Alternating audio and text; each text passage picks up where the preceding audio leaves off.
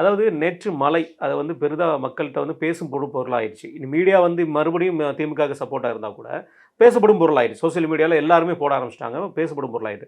அந்த நேரத்தில ஒரு ட்விஸ்ட் குடுக்குற மாரி, சிபிஐ வழக்குக்கு போனத நாங்க எதிர்த்து உச்சநீதிமன்றத்தில போய் முறையீடு பண்றோம்னு சொல்லி, மீண்டும் வந்து மடைமாற்றம் பண்றதுக்காக அந்த ஒரு விஷயத்த பண்ண மாரி தான் தெரியுதே தவிர, இது எப்படியும் தள்ளுபடி பண்ணிருவாங்கன்னு தெரியும். ஆமா. அரசாங்கத்திற்கும் தெரியும், எல்லாருக்கும் தெரியும். அப்படிங்கும்போது இது மடைமாற்ற செயலா தானே பார்க்கப்படுது. ஆமா. அதுவும் எப்படி பாருங்க, நீங்க தீர்ப்பு குடுத்தீங்கல்ல, உங்க தீர்ப்பையே விமர்சனம் பண்ணி மனு. அதே ஜட்ஜிட்ட. ஆமா. நீங்க வந்து இது சரியில்ல.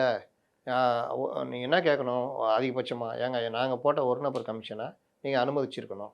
எஸ்ஐடி பண்ணீங்க ரைட் ஓகே.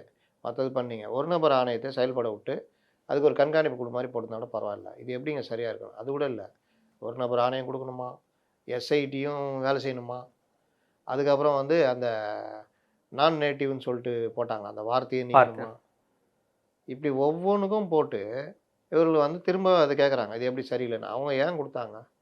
நீங்க ஒரு நபர் கமிஷன் போட்டு விட்டுருந்தீங்கன்னா, அது பாட்டுல ஒர்க் ஆரம்பிக்குது. ஆஃபீஸ் போட்டு குடுத்தீங்க. அது பண்ணாலும் கூட ஓகே. ஒரு நபர் கமிஷன் போட்டுட்டு, மறுநாளே நீங்க வந்து பேட்டின்ற பேர்ல, விஜய் மேல தான் தப்பு. அரசாங்கம் மேல தப்பே இல்லன்னு ஒரு இத கொண்டு வர்றீங்க. நரேட்டிவ. பேட்டி மூலியமா நீங்க ஒரு கருத்த பதிய வைக்கிறீங்க. இது ஒரு நபர் ஆணையத்துடைய விசாரணைய பாதிக்கும். எல்லாருடைய கருத்தும் அது மாறிடும். அந்த கருத்த திணிக்கிறீங்க. அப்படின்னு உச்சநீதிமன்றம் சொல்லுது. சொல்லுது. 2வது நீங்க பார்த்தீங்கன்னா, அது உச்சநீதிமன்றம் சுட்டி காமிக்கல. ஒரு காவல்துறை அதிகாரி மேல கூட நடவடிக்கை இல்ல. 41 பேர் செத்து போயிருக்காங்க. குறைந்தபட்சம் ஒரு டிஎஸ்பி லெவல்லயாவது அது கீழ சஸ்பென்ஷன். இன்ஸ்பெக்டர் இவங்கலாம் சஸ்பெண்ட் பண்ணியிருக்கணும். எதுவுமே பண்ணல. அப்ப அவர்களை பாதுகாத்துக் கொண்டு தவறை முழுவதும் தூக்கி விஜய் மேல போடுறதுன்னா, அப்ப அண்ணாமலை அதான் கேட்கிறாரு. கிரவுட் மேனேஜ்மென்ட் ம். என்ன பண்றீங்கன்னு கேட்கிறாரு. இது ஒரு விஷயம். 3வது உச்சநீதிமன்றம் என்ன சொல்லுது? ஒரு டிவிஷன் பெஞ்சு எஸ்ஓபி சம்மந்தமா வழக்க கையில எடுக்குது. ஆனால் தனி நீதிபதி அதையும் தாண்டி அவரு எடுக்கிறாரு அந்த வழக்க. ம். டிவிஷன் பெஞ்ச் எடுத்தா தனி நீதிபதி எடுக்க முடியாது. எடுக்க முடியாது. அத மீறி அவர் எப்படி எடுத்தாரு?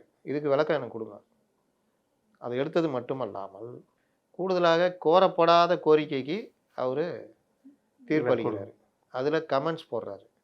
அதுல வந்து எஸ்ஐடி ஃபார்ம் பண்றாரு. இது குறித்து எங்களுக்கு விளக்கம் குடுங்க. இந்த விளக்கத்தை தலைமை நீதிபதியிடம் காண்பித்துவிட்டு, அவரது ஒப்புதலை பெற்று எனக்கு பதில் அனுப்பணும். ஏனோ தானோன்னு அனுப்பிறக்கூடாது. அவர்ட்ட குடு. அவர் பார்த்து, இதெல்லாம் ஏன் சேர்க்கல? இதெல்லாம் இது பண்ணு. இதுக்கு இப்படி அப்பாலஜி கேளு. இதெல்லாம் கேட்டு எனக்கு அனுப்புனாங்க. அது வந்துச்சா இல்லையான்னு கூட இவங்க இது தாவேகா இது வரைக்கும் ஃபாலோ பண்ணல.